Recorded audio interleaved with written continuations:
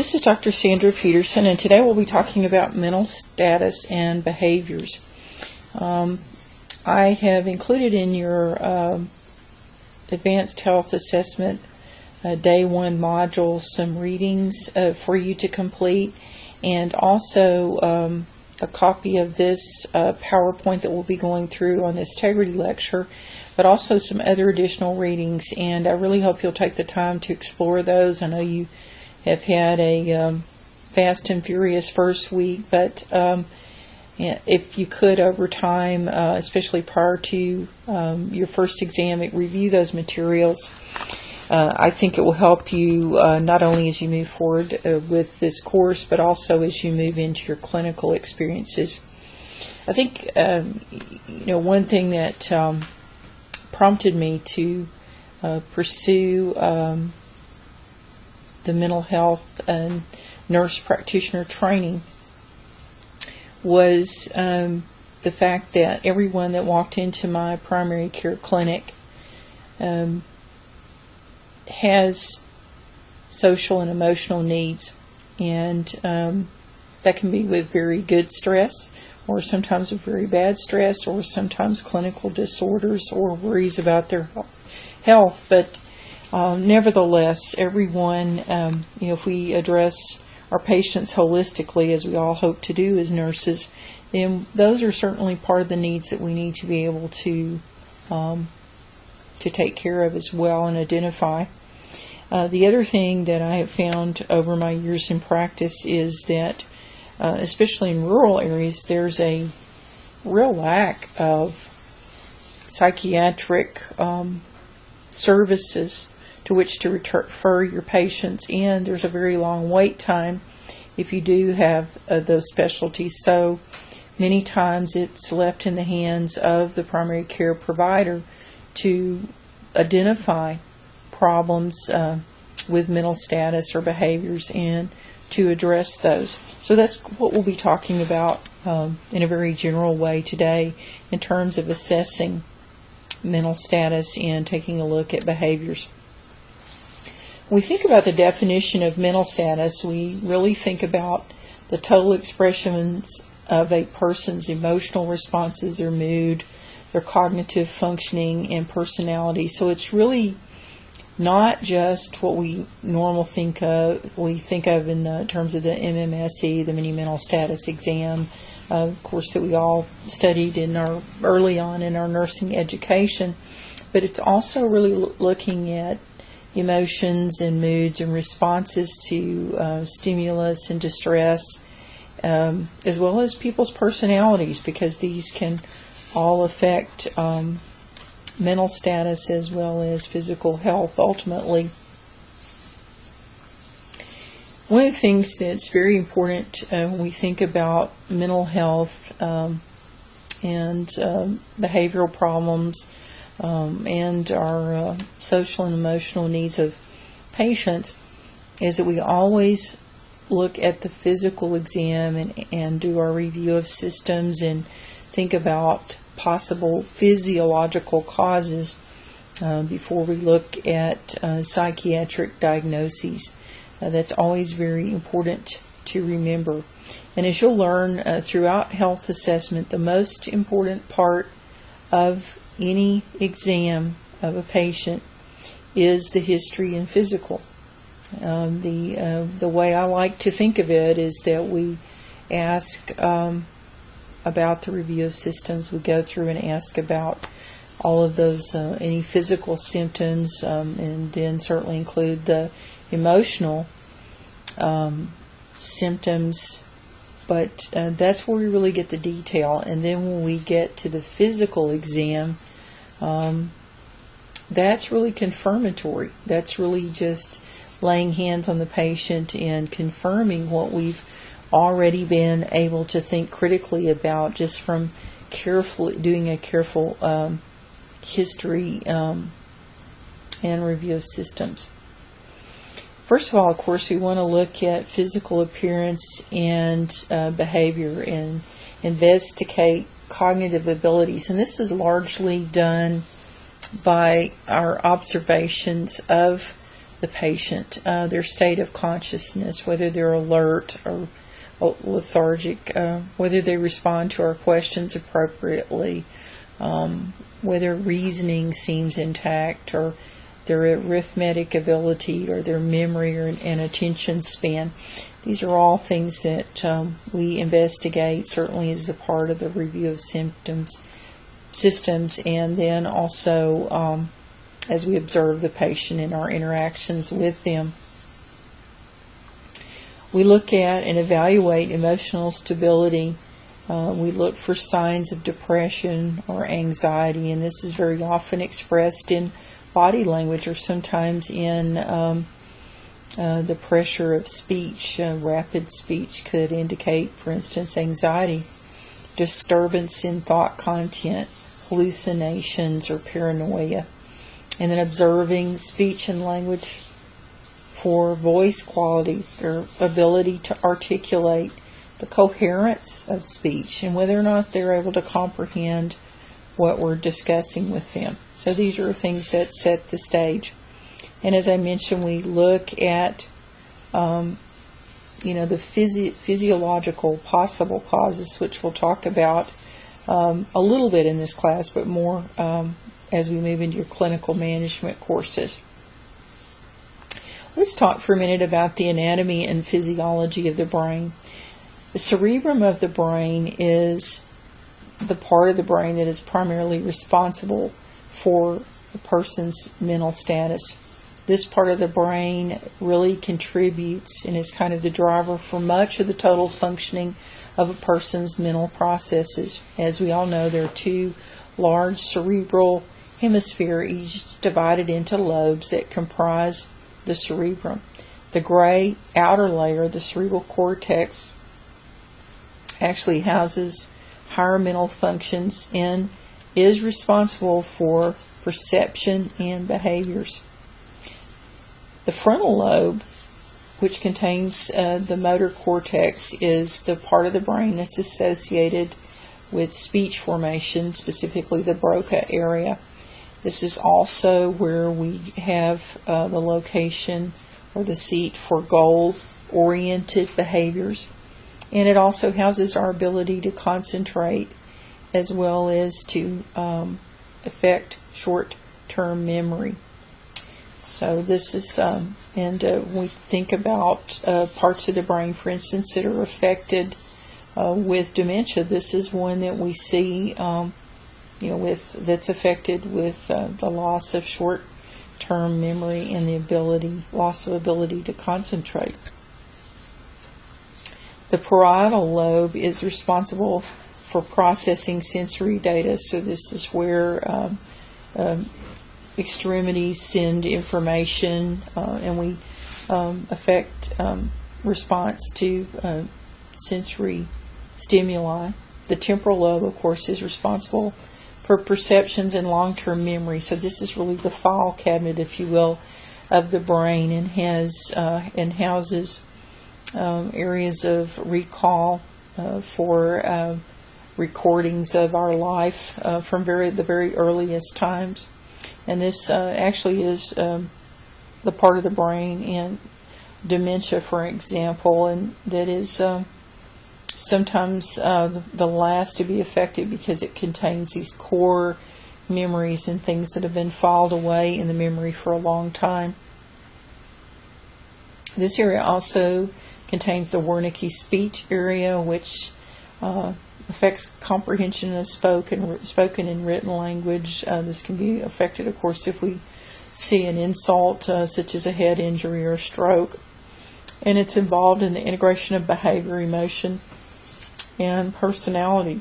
And so when these areas are affected, that's when we sometimes see the behavioral or personality changes in someone that's suffered a stroke when this area is affected.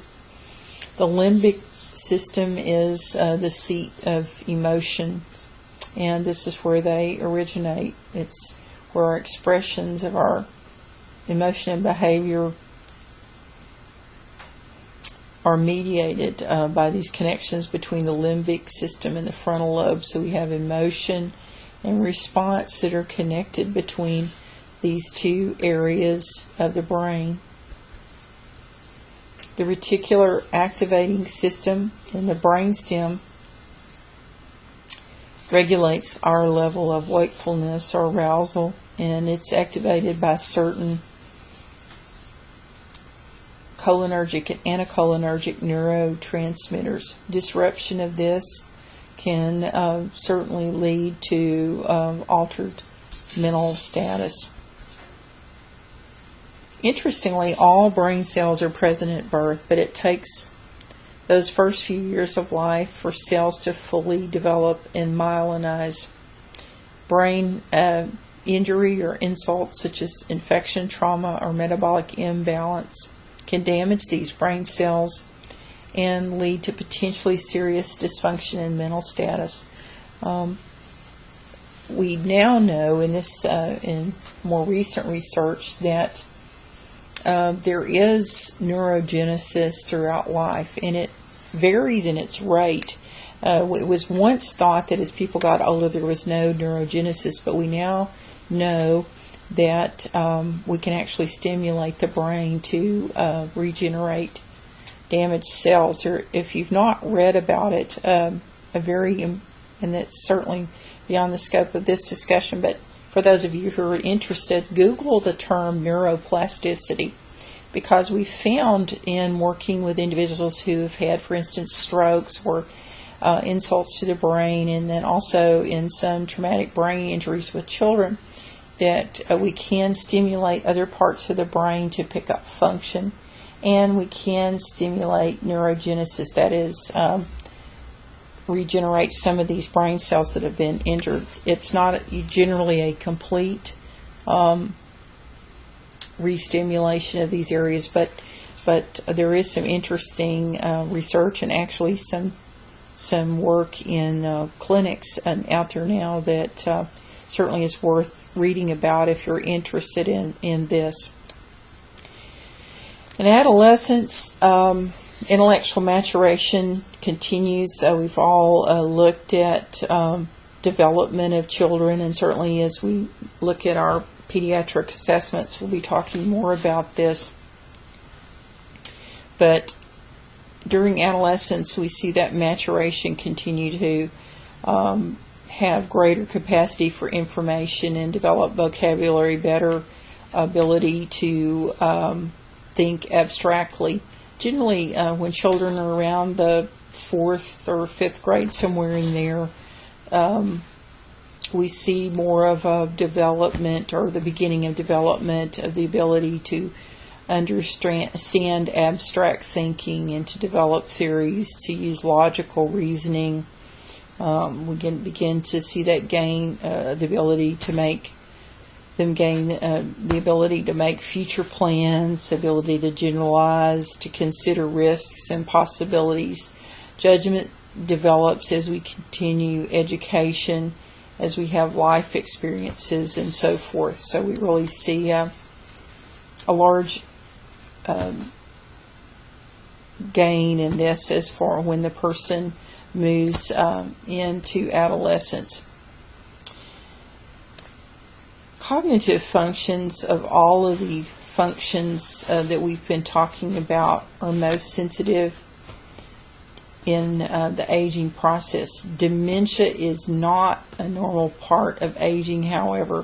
What we tend to see as people age is the speed of recall, that is, and the speed at which new information can be perceived and encoded, processed and retrieved. The information, as an analogy, it's like putting papers in a file drawer, and we do that throughout our life as we record and encode information. But as we age, that speed of being able to go into those file drawers and retrieve the information slows down a bit. Now, we do know that there are certain ways to stimulate the brain, as I was talking about earlier, and one of those is by continuing to learn new information, because of that demand. It's somewhat like building muscle in the gym. If we go in and we work out, we'll build muscle and strength. And our brains somewhat are the same way if we have to learn new information. If you've not had an opportunity to look at it, I would encourage you as we move through this series of studies to look at the website called luminosity.com. While you can certainly subscribe to it and there's a cost to it, there's a free version that you can go into, and it's set up so that you have the opportunity to play what are called brain games, and they're specifically built to stimulate this retrieval speed and retrieval process. Many of my older patients have found that working with this program online, this luminosity.com, these games, has really helped the speed at which they can recall information. And so it's very interesting. If you get a chance to try that, you can kind of see how these games are set up to stimulate memory and recall. There generally is a minimal decline in cognitive and daily functioning in the older person, and the exception to that being if there's a systemic problem. Sometimes chronic illness can result in that.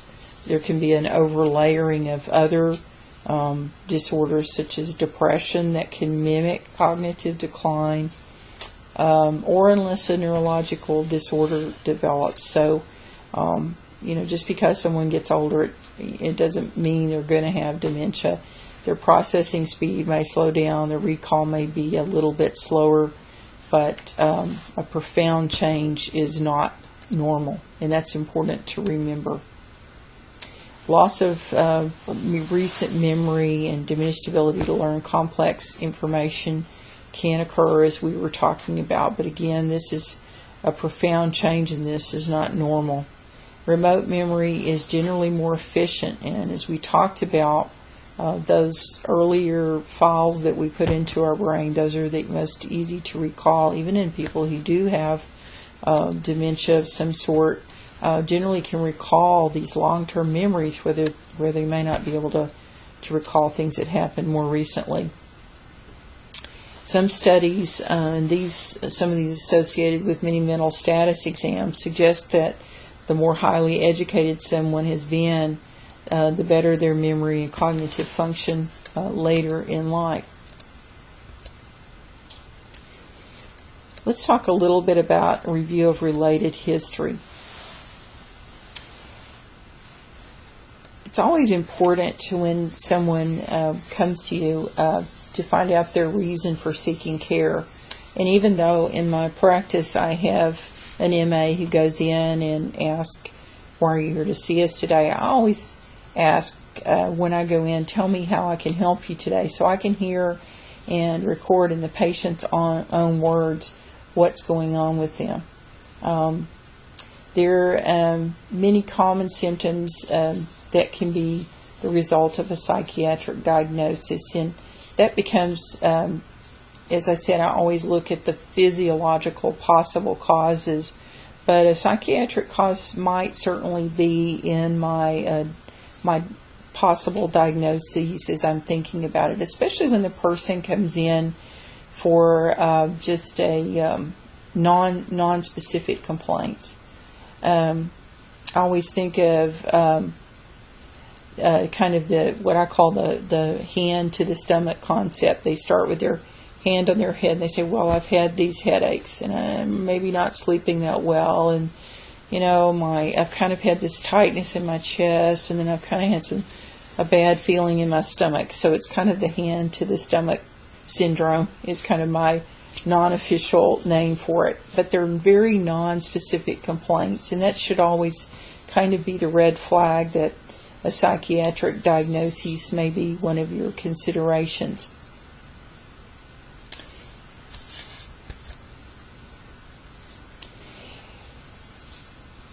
Talking about the history of the present illness, we always have to, as I mentioned, analyze what else might be going on with them. Of course, when we think about tiredness, we think about anemia. We might think about a diagnosis of hypothyroidism. We might consider, of course, depression. Those are things that we kind of have to ferret out over time, and you'll learn more about this in your clinical management. But you always need to explore your onset of symptoms, the relationship to life events, how it's, when was the onset of the problem? Did it relate to something that happened to them? Was there a particularly stressful time or conflict? Always consider drugs or alcohol use, and how has this problem affected their function? How did they function prior to the onset of this issue? What was their previous level of functioning? And have there been any specific triggers or reasons for exacerbations of the problems? Those are all things that we explore in the history of present illness. If there's, for instance, disorientation and confusion, when was the onset? Did it have to do, for instance, with a fall, a head injury? Were there associated health problems? Any symptoms or any new medications that have been started recently? If we're considering depression, troubling thoughts or feelings, low energy levels, have there been recent life changes? Always explore too when someone has these types of complaints about the risk for suicidality. Do they feel like hurting or killing themselves, or hurting or killing someone else? Do they have passive thoughts about dying or suicide? Are they taking any medications? Have they started an antidepressant for this? And if so, are they compliant with that medication? The history of present illness for anxiety might include sudden explained attacks of fear, anxiety, or panic. They may avoid or feel uncomfortable with people. They may have experienced an extremely traumatic event. There may be some other symptoms going along with that. Post-traumatic stress disorder, or wartime events. We see high anxiety. There are medications that sometimes, as a side effect, can have anxiety. Those people who've maybe taken steroids or benzodiazepines, they may have some rebound of that, especially if they quit the medicine real quickly or stopped an antidepressant abruptly without titrating it down. Sometimes people will take herbals that contain plant-based medications that can result in anxiety. So all those things have to be explored. Past medical history. Do they have a history of neurologic disorders, brain surgery, brain injuries, any residual effects from that? Chronic diseases of any kind? Debilitating conditions? Has there been a history of psychiatric therapy or hospitalization? And it's also important to ask about family history with this, as sometimes we see psychiatric disorders in families, especially Alzheimer's disease. Schizophrenia is another one that we sometimes see in families. Learning disorders, attention deficit disorders, mental retardation, and autism. Personal and social history are an essential part of any psychiatric history. Explore the education. What are family relationships like? Do they have friends? If so, what are those relationships like? What is their work life like? Is there a potential abuse history? What are their occupational and recreational activities? How are they doing as far as functioning and performing ADLs and IADLs? Discussing personal and social history, we also want to see about their emotional status. So you might ask about how they're feeling in terms of expressing their emotions, if they're able to do that. And if they're worried or sad or angry, those are things to specifically ask about, and trying to get some sense of how those are affecting the person's function. Do they have life goals, attitudes? What's the relationship with family like? Have they noticed any changes in sleeping patterns? Sometimes this can be a big indicator with problems. And their use of alcohol or street drugs, especially any mood-altering drugs. With children, speech and language is often a tip-off. Watching the interactions with parents when children are in clinic. Behaviors. Getting feedback from both parents and teachers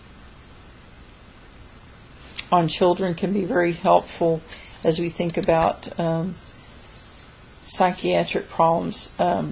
There's a big push right now to look at redefining the diagnostic criteria for children and adolescents, to really redefine some of the disorders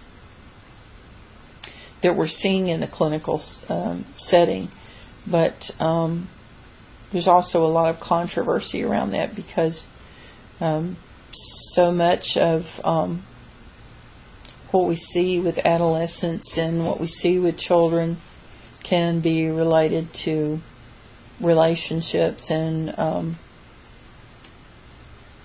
sometimes to their environment,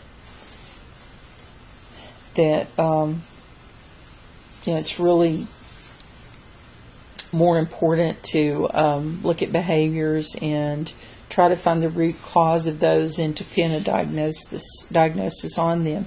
There's also a lot of controversy about treatment of disorders with medications, because many of those are not approved for use in adolescents and children, and can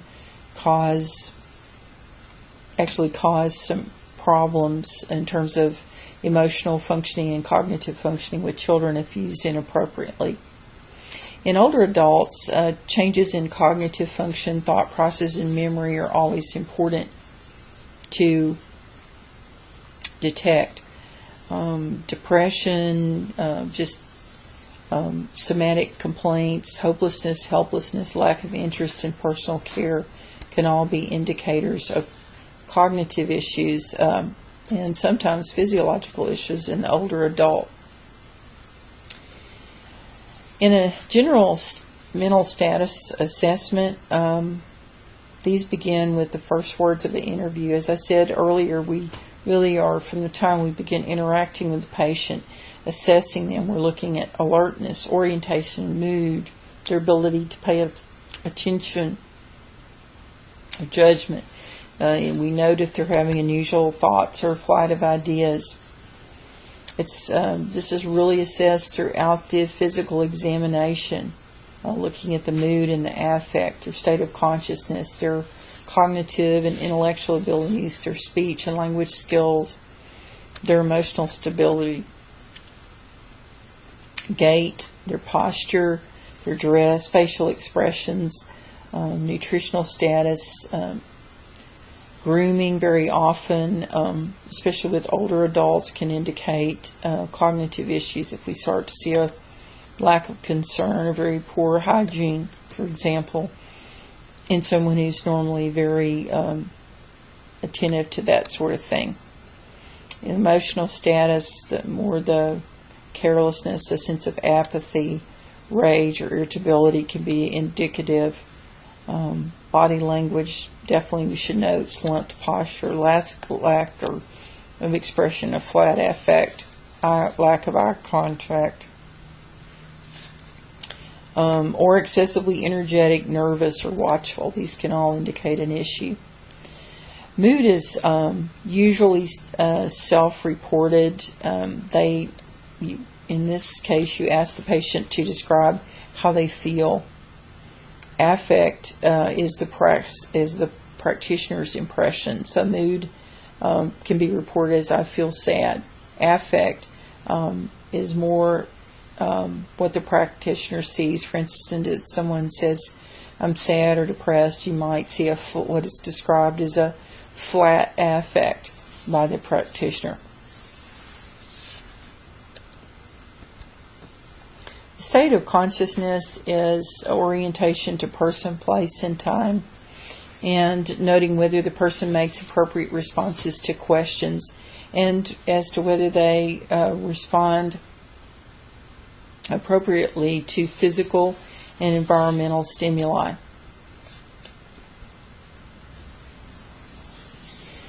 Thought content and perceptual abnormalities, these really refer to hallucinations or delusions, and generally you can ferret out these by asking them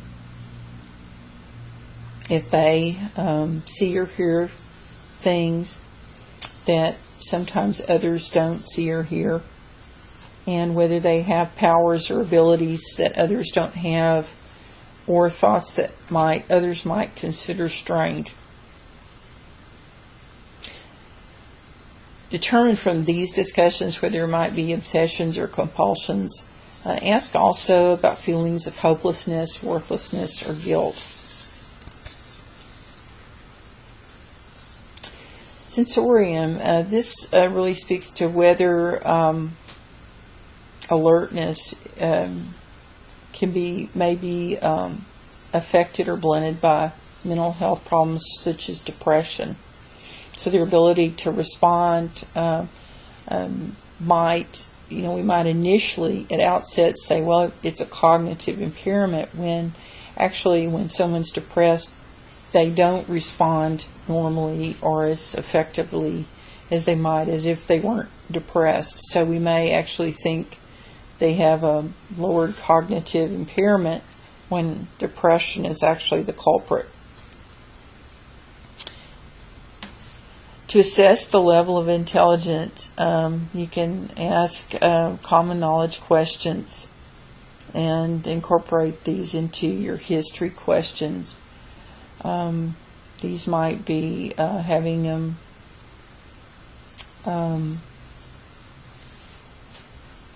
for instance, talk about current political issues or who the president is and what they think about his views.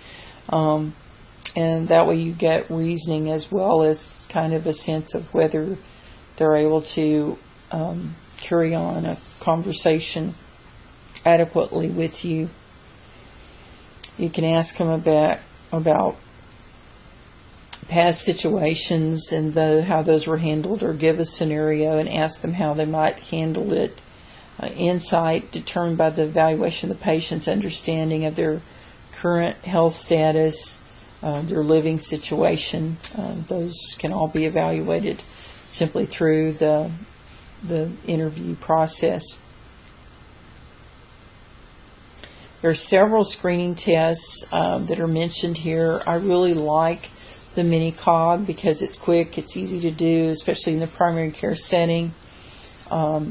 This is where you, of course, I think most of us are familiar with the mini mental status exam, and it's probably the gold standard. But the mini-cog, in the case of using it, you would provide 3 words. Make sure that you remember those words. Mine are pen, ball, and cup.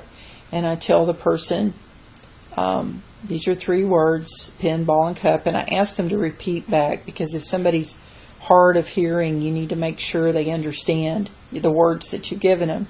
And tell them that that you want them to remember those, and that you'll ask them again about those words and to repeat them back later.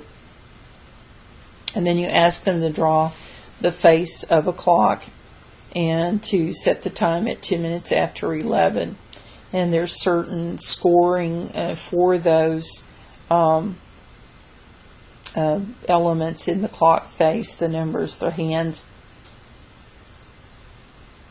And that combined with the ability to recall those 3 words gives you a pretty good picture of whether someone needs further evaluation and whether they might be suffering from cognitive impairment.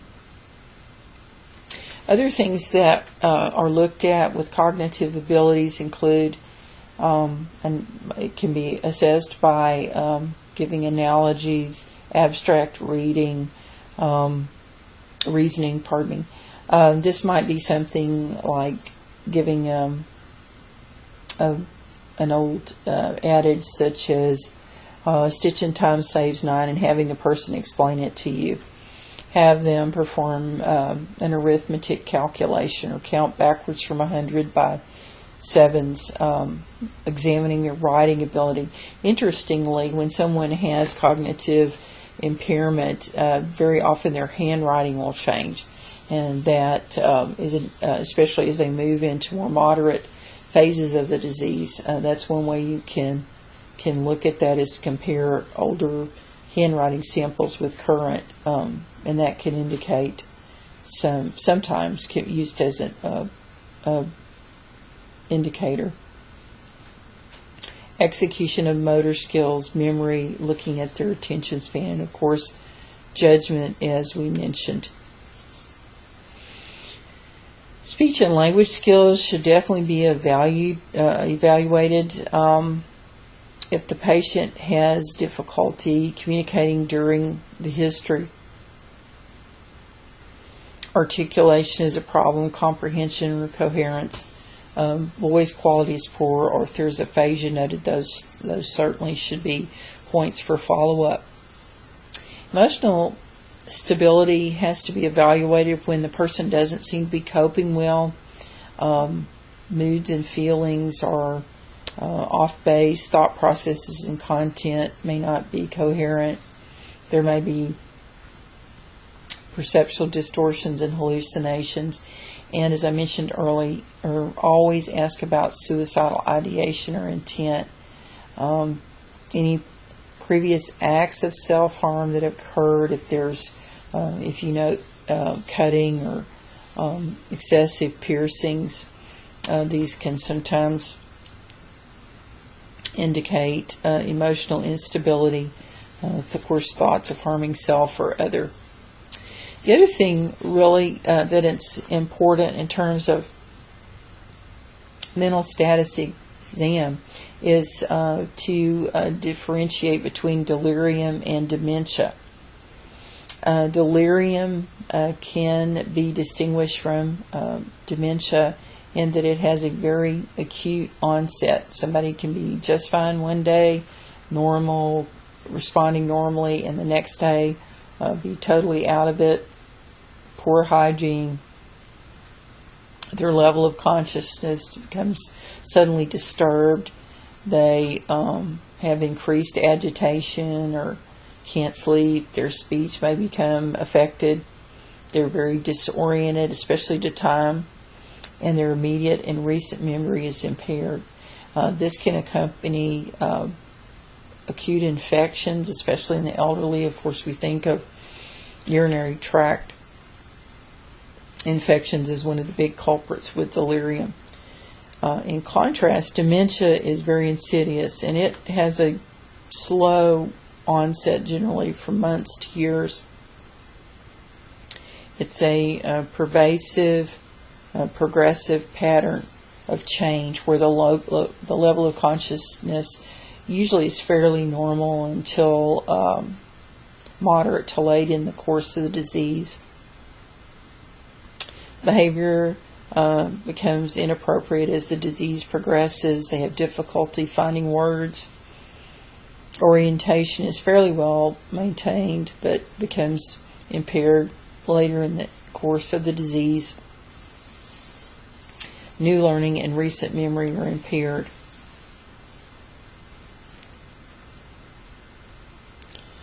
And as we talked about, really the way to look at this is, as part of the mental status exam, is to begin, of course, with appearance and behavior, level of consciousness, posture, motor behavior, dress, grooming, personal hygiene, facial expressions, manner, affect, and relationship to persons and things. Again, looking at speech and language, the quality, the quantity, the rate, the loudness, the articulation, and how fluent they are. Looking again at mood, and then of course thoughts and perceptions, and cognitive function, orientation. Let's see, when was your last appointment, or what do you think about the President's last speech, as I mentioned earlier? Attention, digit span, do serial sevens, that is counting back from 100 by 7. Testing remote and recent memory. Higher cognitive functions, information and vocabulary, ability to do arithmetic, testing abstract thinking and constructional ability. Special techniques can include the MMSE, but if there's cognitive impairment, new onset with somebody, and it's not due to delirium, but there's a decline or concern, neuropsychological testing is important. Of course, if someone's had rapid changes, neurological consult may be warranted. We mentioned the MMSE earlier as the gold standard, and this is an 11-item questionnaire that measures all of these things we've been talking about. It's very useful in detecting dementia. It offers opportunity for the person to copy an intersecting pentagon, again drawing the clock face as with the mini cog, repeating 3 words, naming items. Your textbook, your Seidel textbook, has an example of this if you're not familiar with it. And the mini cog is also shown there, and as I mentioned, it's really my favorite because it only takes 3 minutes to do, and it's been validated. And unlike the MMSE, which is influenced by level of education or language, the mini cog is not. And so it, I think, is the better of those. I wanted to share with you some actual clock drawing tests. This one that I'm showing here is one of a mildly impaired person, someone with mild cognitive impairment. The instruction with the clock draw test is to draw the face of the clock and to set the time at 10 minutes of 11. And typically with mild impairment, you'll see some aberration either in the positioning of the hands like we see here, but you also see that the numbers are off a little bit. There's 1, 2, 3, 3, and that's very typical of mild dementia. And if we compared that with the MMSE score, that's where they would have a score of greater than or equal to 21. And this would include signs like memory loss, difficulty finding some words, maybe getting lost in a familiar place. This is where we also might see a personality change, irritability, anxiety, depression. These people very often, though, live alone in their homes and can carry on with just a little bit of assistance. With a moderate cognitive impairment of dementia, the same instructions are given to draw the clock face and set the time at 10 minutes after 11. But you can see in this clock that the person was able to get the clock face somewhat there. They started with the numbers, but they're, of course, out of sequence. You can see that the 7... It went down one side and then started at the top on the other side with the 7, 8, 9, 10, 11, 12. They recalled that 10 and 11 were important, but they did not put the hands on the face of the clock. And this would be someone with a moderate dementia clock draw test here. In this stage, if you were to provide the mini mental status exam, the score would fall between 10 and 20 on the scoring of that exam. And again, you can look at that in Seidel if you want to take a look at and you're not familiar with it. But the signs that would go along with it might include increasing forgetfulness, confusion, decreased hygiene. There might be behavior problems that become more evident. The patient may require close observation to maintain safety. And lastly, here we have the severe dementia clock draw test, and the same instructions are given. Just set the time at 10 minutes after 11. Draw the clock, the face of the clock, and set the time as unnoted. But you can see in this severe impairment, they don't even complete the circle. There's a thought about hands. There are no other numbers except the 10 and the 11. So you can see how perception becomes very, very altered at this stage in severe dementia. This is where we would see a mini mental status score of less than 9. There would be extreme difficulty recognizing family or faces. Incontinence, behavioral problems usually start around this time, and generally these individuals require around-the-clock care.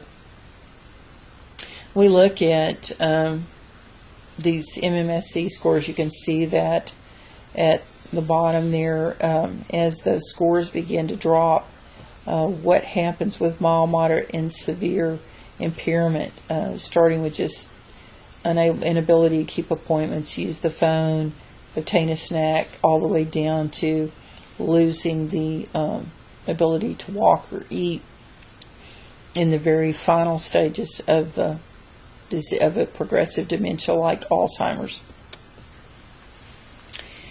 The role that we play as primary care clinicians is recognizing and diagnosing this earlier. The earlier we can diagnose it and get medications on board, although we don't have cures for the disease, a combination of the drugs we do have available along with memory care programming can often help. And you can see that in looking at this lady's face, Alzheimer's really is a disease of fear, and we owe it to our patients that we serve in primary care to be their advocates and try to get them the help that we can as early as we can.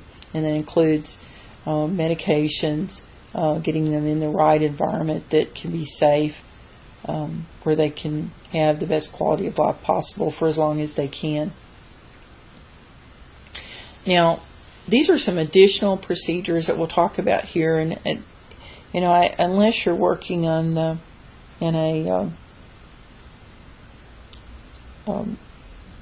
emergency medical center or one of the little emergent care places, you probably would not utilize this Glasgow coma scale, because if someone comes in with a head trauma or hypoxic event, you're going to get them to the emergency room.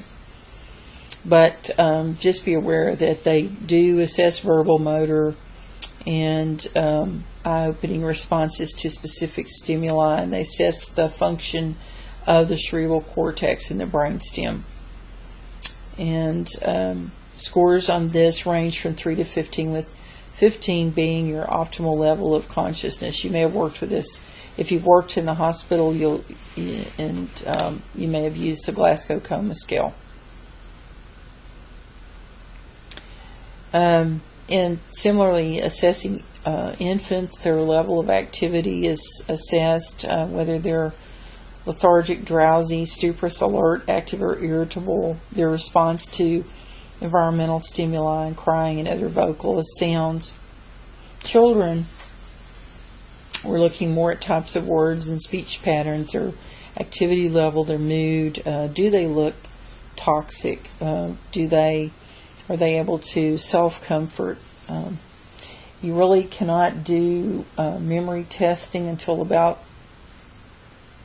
the age of 4, and you can use matching games or little cards that you show and then ask questions about. That's one way to do that, but it's really difficult to do it earlier than the age of 4. Postpartum depression and depression during pregnancy is a huge, huge issue. And we see these women who hurt their babies and so forth, and we often have to think about whether postpartum depression may have played a part in that. And we do know also that if it's not treated, that with any subsequent pregnancy, it comes back, and it comes back much worse. And so it's important, really, especially for our clients who we may not take care of them during their pregnancies, but we certainly may post-pregnancy, and it's very important to explore this, as it certainly affects not only the mother, but also may affect the infants and the infant's subsequent development. In older adults, we mentioned the deterioration of some problem-solving skills, and recall may be slower. There are certain groups of tests that can be used. Again, these are generally neuropsych testing, or psychologists do these types of testings as a part of a battery of assessments for the older adult who has suffered a cognitive decline. Talking with family members is another good source of history for these patients. In patients over 71 years of age, 1 in 7 has some form of dementia. But there are certainly other causes of cerebral dysfunction as one ages that may not necessarily be due purely to cognition, and that's the reason that physiological assessment is so important with these individuals. Cardiovascular issues, hepatic, renal, or metabolic issues, diabetes, for instance, hypothyroidism can all cause cognitive issues. Polypharmacy in the older adult. Right now in senior care environments, people are on an average of 12 to 14 medications a day. So polypharmacy can certainly be responsible for disorientation, for slowed reaction times, confusion, memory loss, tremors, or anxiety with older adults. So those all have to be looked at, all those factors. With older adults, we want to make sure to review the patient's ability to perform their ADLs. Older adults are expected to maintain the same level of interpersonal skills and have no personality changes. Interestingly, about 60% of older adults living in senior care environments have undiagnosed depression. Facial expressions and stance, those are important to observe with the older adult. These can range from very mask-like, flat affects to very dramatic and histrionic expressions, fearfulness, stooped posture.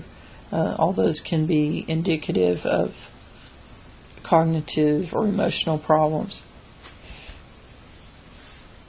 There is a potential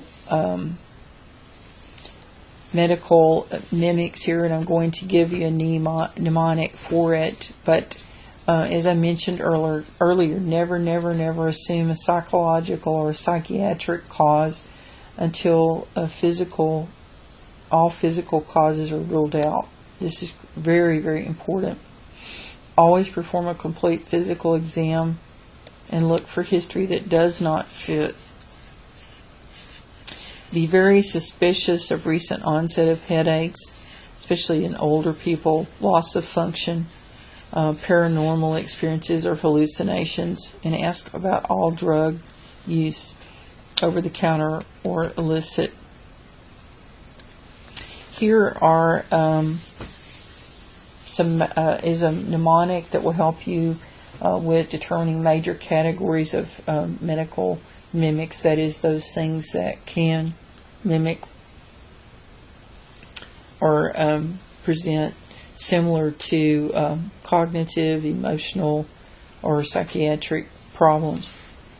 And it's Think Med, and it's tumors for the T, H, hormones, as I mentioned, hypothyroidism, diabetes, adrenal problems, I for infections and immune diseases, N for nutrition, B vitamins and D vitamins, particularly folate, and then also vitamin D, as in D as in dog, D3, iron overload. Those can all cause cognitive issues, CNS issues, head traumas, seizures, Parkinson's,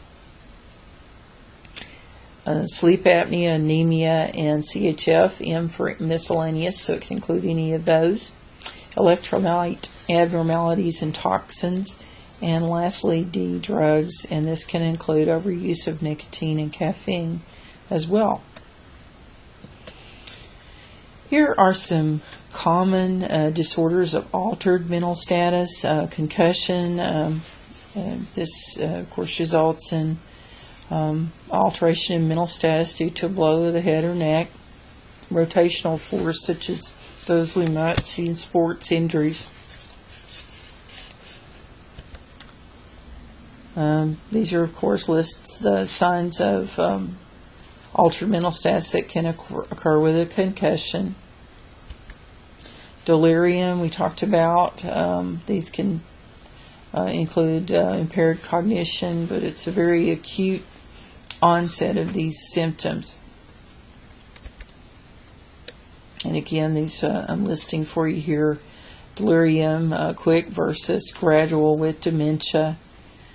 Rapid change in behavior in delirium versus progressive changes in dementia. It's a pervasive, progressive pattern. Delirium generally is reversible once the problem is treated. Dementia is not. Quickly resolves. Delirium quickly resolves, where dementia proceeds in a very progressive fashion and takes away the ability to function. Delirium tremens, these occur with withdrawals from alcohol.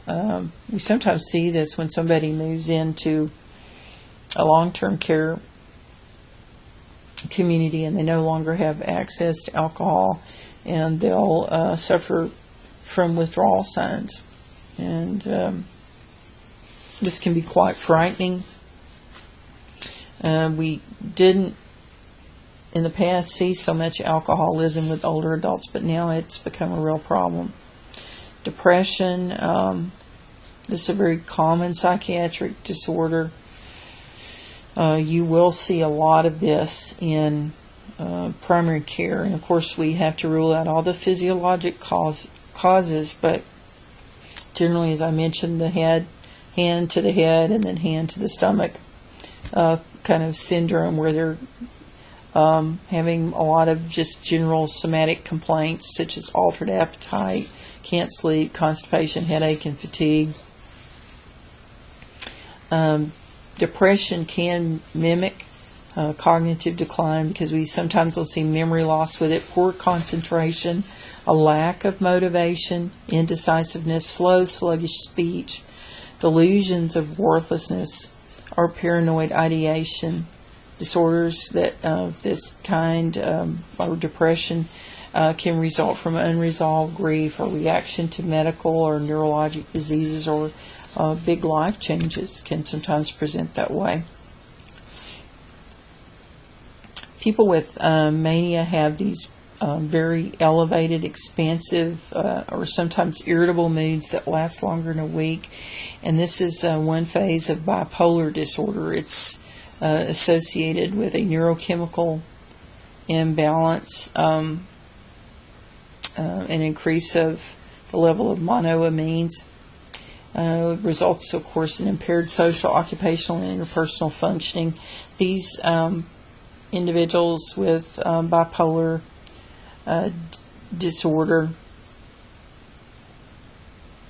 are very, very difficult to deal with, and they have trouble in relationships, but they know when they're going into their manic phase, and they'll just go nonstop day and night. and then they know when that ends, they're going to crash into a very low or depressed state, and they don't get very much done. So they have these elevated moods, and then kind of a crash post that, and some rapidly cycle through that. They tend to get off their medicines and sometimes are very hard to treat.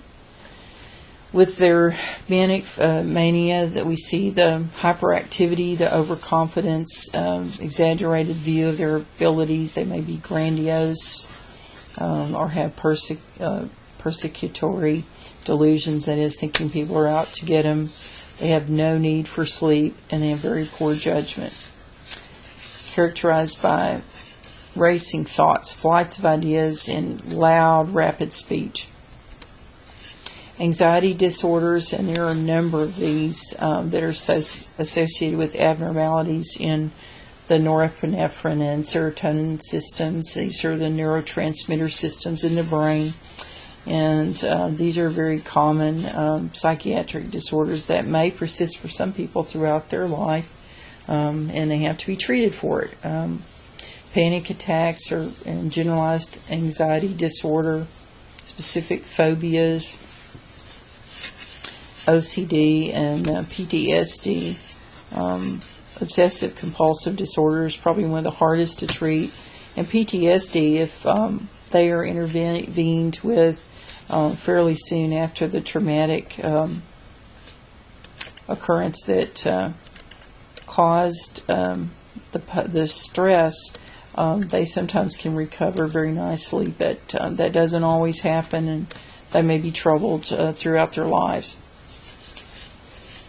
A panic attack is can present somewhat like an MI. It's, in fact, sometimes these people will show up in the emergency room, and they'll have the sweating, shaking, chest pain. We have to rule out an MI with them. It's hard to tell. Schizophrenia, of course, this is a severe, persistent psychotic disorder, and it's can recur throughout the life. They typically they're diagnosed somewhere between 17 and 30 years old. We don't really know what causes it. It may be genetic. There's been some suspicion of viral infections during pregnancy causing it, prenatal nutritional defects, and sometimes perinatal complications. They, as I mentioned, it's typically an adolescent or early onset, adult onset. Their major symptoms or positive symptoms for this include hallucinations, delusions, and very disordered thinking, speech, and or behavior. Personality disorders are very, very, in fact, they're impossible to treat. They cause serious problems with relationships and work, and they are believed to be primarily caused by environmental and genetic factors. We really don't know what causes them, but they don't respond well to medications and really not even to counseling. Mental retardation or delayed development, there, depending on what the latest moniker for it is. The terms change over time. Developmentally challenged, delayed development, all of those are descriptors that are sometimes used depending on what setting you're working in and what setting you're how you're addressing that. And these can be associated with structural brain defects or even genetic disorders. ADHD, we've no doubt heard about. It's theorized that this is actually caused by dopamine system disturbances, and it's defined as a neurobehavioral problem of impaired attention and hyperactive behavior affecting 5 to 10% of school-aged children. The signs and symptoms of ADHD are short attention span. They're easily distracted. They have trouble completing assignments or following directions. They fidget, they squirm, they disrupt. Autistic disorder is a pervasive neurodevelopmental disorder. Generally occurs prior to 3 years of age, and it's believed to have a multiplicity of causes with perhaps a strong genetic influence. These children typically don't like to be touched or held. They don't make good eye contact. They may develop odd ritualistic behaviors and become preoccupied with parts of objects. Their motor development may or may not be appropriate for their age, but it's usually diagnosed by age 3. In older adults, dementia, depending on the cause of it, is a chronic, slowly progressive disorder that starts with failing memory, cognitive impairment, behavioral abnormalities, and personality changes. Generally, we look at onset after 60, and it's related to structural diseases of the brain with protein dysfunction or protein, the inability to get rid of certain proteins in the brain, forming the typical plaques and tangles that we're familiar with Alzheimer's disease. With dementia, we see impaired memory, behavioral changes, all those things we've been discussing. There are several types to think about. There's Alzheimer's type, which is approximately 60% of cases, and this is mentioned may be caused by abnormal processing or deposition of amyloid. And vascular dementias that occur because we have decreased cerebral flow within the brain. And then other dementias with diffuse Lewy bodies dementia. Lewy bodies often travels in pairs with Parkinson's. And this, I'm often asked, what's the difference between Lewy bodies and Alzheimer's? Lewy bodies typically has a little bit earlier onset, and while we see the cognitive decline first with Alzheimer's to type dementia, we saw the clocks that were progressively worse as people were doing the clock draw tests, and those are with patients who had Alzheimer's. With Lewy bodies, we typically see motor dysfunction first. So they'll notice poor coordination that's progressively worse, and then kind of midway into the disease, we start to see cognitive decline with them, and especially if it's coupled with Parkinson's, this can be a very frustrating disease for the patient because they're very aware of the decline. And then as the Lewy bodies progresses, they become more and more cognitively impaired. And then frontal lobe degeneration, the frontotemporal lobes dementias, those can have onset as early as in the 50s. I've seen patients in their late 40s with it where they seem very, very normal, but there's no insight, there's no judgment. They're, for all practical purposes, an analogy might be they're like a Maserati with no brakes, because they're they lose insight and judgment first, even though many other aspects of their cognition can stay in place. So they're very unsafe individuals, and yet there's really not a good setting in which to take care of them. Many of them are cared for at home, but it's hugely challenging to do that. The DSM-4 TR is the Diagnostic and Statistical Manual of Mental Disorders, and there's actually a 5 that's being in discussion right now. And this is a manual that's published by the American Psychiatric Association that includes all the currently recognized mental health disorders and gives us a way of categorizing them. You'll not use this a lot, if any, in primary care, but it is valuable to know about it. And if you intend to work in psychiatry, it will be a very useful tool to you. The Glasgow Coma Scale, as I mentioned, is more of an emergency-based scale that we won't use a lot in primary care unless you're working in a outpatient emergency setting. And of course the scales run 3 to 14 or 15 depending on which one you're using, with 15 being cognitive being intact.